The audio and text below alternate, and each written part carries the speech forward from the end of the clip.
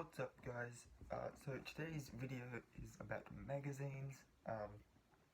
Obviously, I'm almost certain I've mentioned it at some point on this channel, that I write for a magazine. Probably even shown you a couple of times, but this was the latest one that we had. It was quite a while ago, back when this was still a thing. Everyone's kind of chilled out about it now. Still a really good show.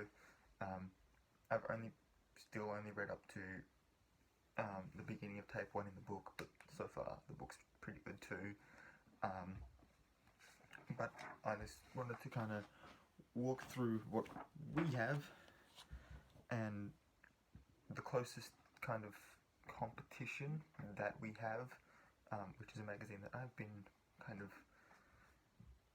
reading for a while, and that is Empire Magazines. And you can kind of tell from the covers that, you know, we were getting there.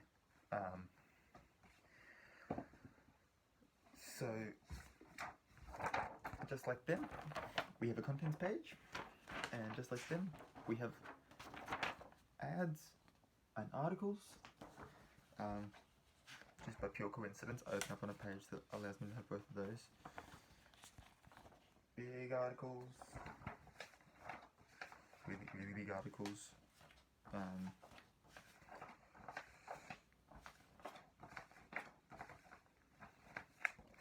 Little articles, like my article. And it's all kind of professionally done. And to a degree, it is what it is. It's kind of cool to work for, to write for, basically getting to kind of put your perspective, and in a way, sort of your opinions of things, and like the kinds of things that you like, being able to kind of just like tell people about them, but in a much broader sense, is kind of the coolest thing about that. This magazine has, we have staples down the side, whereas this one's kind of properly bound with a spine and everything. So we've got 1, 2, 3, 4, 5, 6, 7, 8, 9, 10, 11, 12, 13, 14. We've got 28 pages in this one.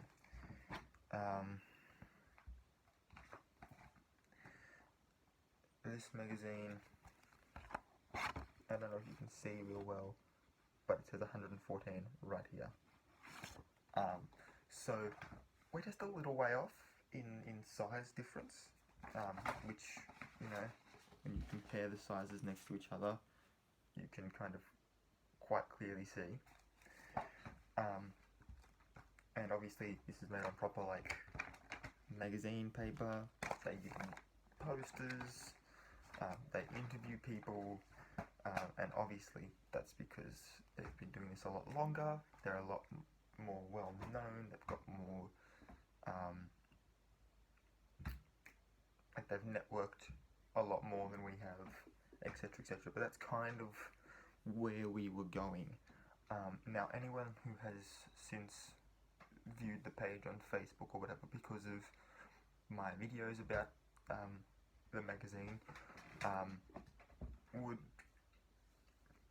probably know, but also maybe not. I myself only found out like the other day, because I asked about it, and I work for the magazine, but apparently we are taking a bit of a hiatus for a bit. There are stories behind the scenes that obviously we don't tell you because, you know, they're the writer's personal stories. But yeah, there's stuff happening behind the scenes that's just kind of stressing people out and executive kind of took it upon himself to say, well, we're taking a hiatus. I don't really want to say much more. I do still hold the head executive as a close friend. However, I do quite often question his business decisions. I don't always agree with them. And so that's kind of something that's happening right now. And obviously I don't want to get into it because that's, but I personally don't think that we should be taking a hiatus for one or two people's personal stresses. That is what stress leave is for. We don't get paid, so unpaid stress leave is just, I'm not going to write an article this week, this month. That's fine. Don't write an article. But while we're not writing anything, things are still happening. Like the D23 Expo was just recently around, and a whole heap of stuff about Infinity War. The next Avengers movie came out, and we're not going to have an article on that because we're taking a hiatus. And so when I called up to be like, hey, can I do this? Oh, we're taking a hiatus. Well, by the time we're not taking a hiatus, or to decide what we're going to do from here on, it's going to be old news, and I'm not going to be able to write about it. And that kind of sucks. My laptop is used for two things at the moment. It's used for compiling my short stories off Tumblr so that one day I can print them all off and kind of try and get it published as like a series of short stories within a novel in and of itself, which could kind of be cool. And considering the idea that I want this to be a immersive kind of interlinked universe in and of itself with all of my stories, putting all the different short stories into a book together could kind of be cool. I'm at the moment, tonight I'm doing all of the prep work for what was supposed to be this month's story. There's 10 days left, there's 10 parts to the story. I think I can do this. Me and my friend have been working on this for quite some time, but we don't have a plot line yet, so I'm kind of finding out the smaller details that I need, and then I'm gonna basically go back through and I'm gonna rewatch shows that have scenes depicting what I want to kind of write about, and replay video games that have scenes depicting the time period, etc., so that I can make sure that what I'm writing is historically accurate, because this one has to be historically accurate, because it's set within the Salem witch trials, as I said at the beginning of the month with my blog video. So that's what's going on with the magazine. That's what's going on with me. The second thing, because I got sidetracked about my stories, the second thing is that I use it to write my articles. That's how that worked in. So I haven't opened my laptop in a while.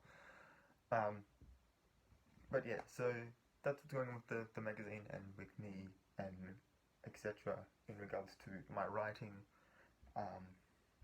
I would one day like for this to be like the direct competition of this, and then have to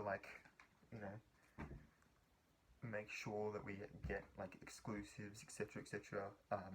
But at the moment, in talks with there's three of us that are executives. There's myself, obviously.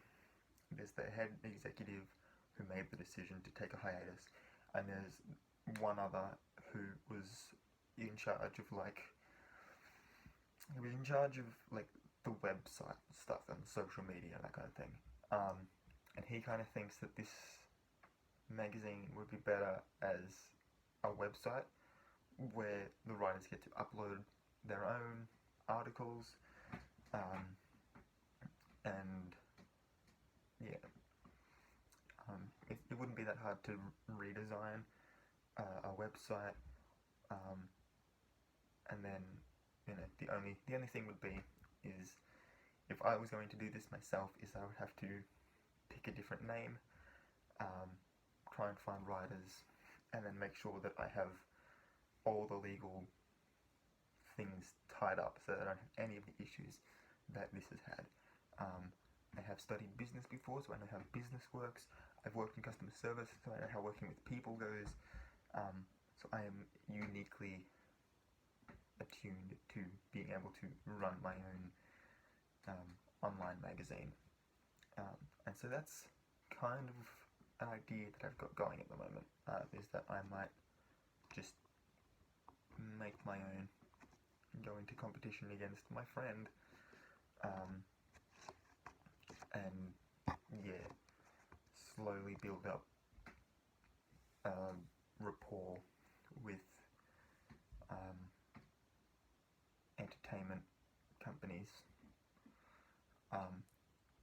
So anyway, now that I've basically told you my entire business plan, if you'd like this video, please give it a thumbs up. If there's things that you would like to see, like young adult kind of culture magazine, doesn't necessarily have to be entertainment.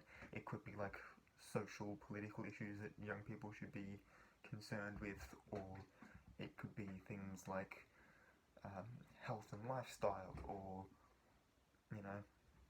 social media things, or anything like that. If there's something you think should be covered by a young adult focused magazine, please leave a comment down below and let me know, because the next time I sit down and have an actual meeting with my executives, I want a lot of really good ideas from the target audience.